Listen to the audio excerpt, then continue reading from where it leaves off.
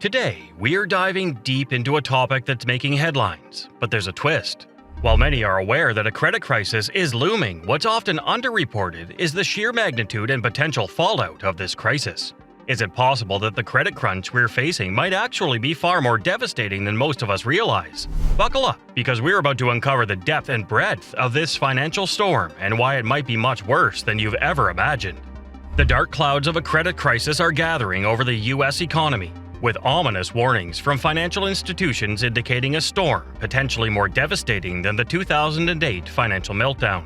This looming crisis threatens to upend the financial stability of millions and could have long-standing ramifications for the nation's economic landscape. Third Avenue-focused credit fund delayed investor redemptions last week, causing credit markups to erupt. This was the first time mutual fund investors have been fenced in this manner since the 2008 financial crisis. The $788.5 million Third Avenue Fund, on the other hand, is only the tip of the iceberg. According to statistics collected by Yahoo Finance, there are already $27.2 billion in mutual fund assets with peak-to-valley losses of more than 10% in the last year. This is 35 times the size of the Third Avenue Fund, which had the third worst loss on the list at negative 34.5%. Central to the concerns are the tightening lending standards implemented by banks. In an environment marred by uncertainty, banks are becoming increasingly cautious, restricting the flow of capital.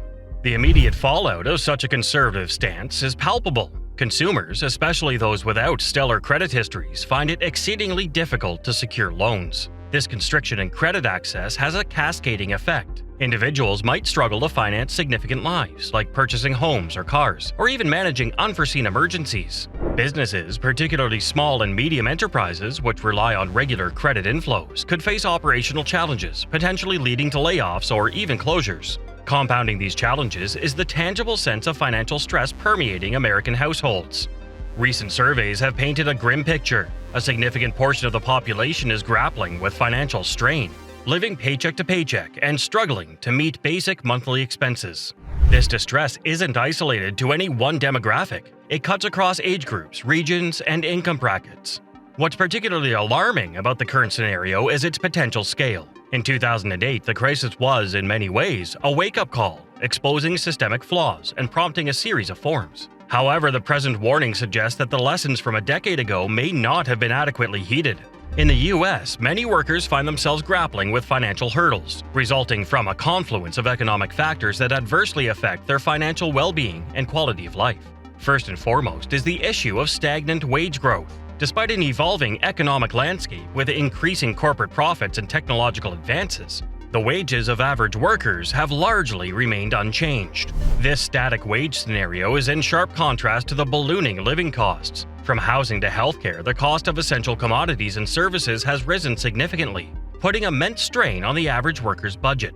Compounding the problem further is the decline in real average hourly earnings. Even then, there seems to be an increase in wages on paper. When adjusted for inflation, the purchasing power of these earnings diminishes, making it harder for individuals to sustain their current lifestyles or save for the future. America stands at the precipice of a burgeoning debt and affordability crisis, which has begun to weigh heavily on its popularity. A conspicuous manifestation of this problem is the escalation in credit card debt. As more individuals resort to credit to manage daily expenses, they inadvertently find themselves in a quagmire of escalating interest and debt burdens. One demographic particularly hard hit is the younger generation. Saddled with astronomical student loan debts, many young Americans commence their professional lives already deep in financial arrears. This burden not only affects their immediate financial health, but also has long-term repercussions on their ability to invest in assets, save, or start a family. Parallelly, the dream of owning a home seems increasingly elusive for many. With the surge in housing and rental costs, affordable accommodation has become a scarce commodity, even as monthly rents skyrocket. The average home prices have also shot up dramatically, pushing the quintessential American dream further out of reach for the average earner. There's been a noticeable uptick in personal bankruptcies. Individuals unable to navigate the financial straits they find themselves in are resorting to bankruptcy as their last resort. In sum, this multifaceted crisis poses a serious threat to the American economy's stability and underscores the urgency for holistic economic reforms to rectify the deep-seated issues of debt and unaffordability. The specter of a credit crisis looms large over the U.S., with multiple alarming indicators surfacing. A notable concern is the surge in credit card delinquency and defaults. As more consumers struggle to meet financial commitments, missed payments and subsequent defaults become more frequent, signaling deeper underlying financial stress. In response, banks, wary of mounting bad debts, have tightened their lending standards. This restrictive approach means individuals and businesses qualify for loans, further strangulating economic activity and personal financial resilience. Adding fuel to the fire, credit card companies have hiked their annual percentage rates, or APRs.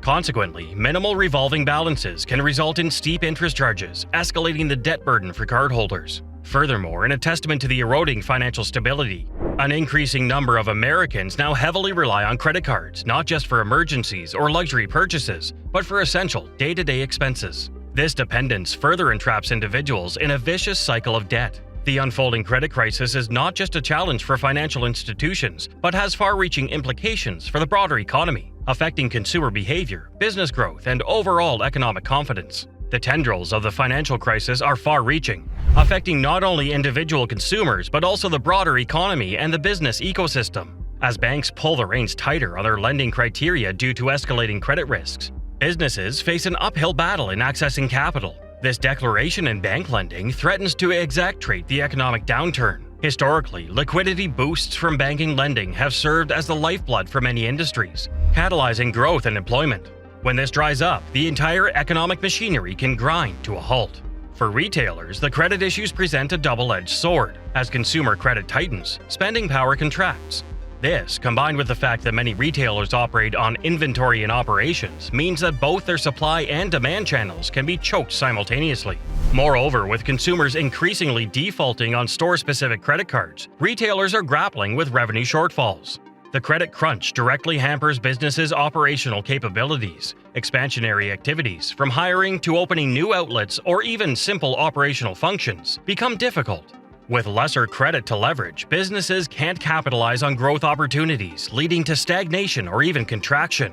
While businesses navigate treacherous waters, the shadow of governmental financial decisions looms large. The possibility of a government shutdown due to budget disagreements casts an additional layer of uncertainty. Such shutdowns can cripple various sectors, from defense to public services, further weakening economic sentiment. Beyond the immediate concerns of a shutdown, the ever-increasing U.S. government budget deficit raises alarm bells. As the nation delves deeper into debt, its fiscal capacity to manage economic downturns diminishes. The interest on this debt is a glaring testimony to the scale of the problem. Astonishingly, the U.S. now pays more in interest on its national debt than it does on national defense. Such a fiscal scenario not only underscores mismanagement, but also highlights skewed priorities. In times of economic downturns in the past, governments worldwide have often intervened, providing stimulus packages or bailing out critical industries to stabilize the economy. The U.S. government played this role during the 2008 financial crisis. However, with the current level of national debt, the government's capacity to play savior in a similar scenario is now questionable. It's a precarious balancing act. On one hand, the government has to manage its soaring debts and the associated interest payments, and on the other, it must find ways to stimulate the economy under threat from multiple directions. The fiscal constraints mean there's limited room to maneuver, and with the government's debt surpassing the country's GDP, its ability to leverage economic intervention is significantly weakened. As businesses, consumers, and the government grapple with these intertwined challenges, a coherent, coordinated strategy is needed. While short-term measures might provide temporary relief, it's the long-term fiscal and economic strategies that will determine the nation's economic trajectory in the coming decades. The choices made now will shape the economic legacy of the U.S. for future generations. Well, there you have it, folks. As we've journeyed through the intricate web of our financial ecosystem today, it's evident that the credit crisis isn't just another economic hiccup. If you found this deep dive insightful, make sure to like, share, and subscribe for more in-depth analysis. Until next time, keep those financial sails steady.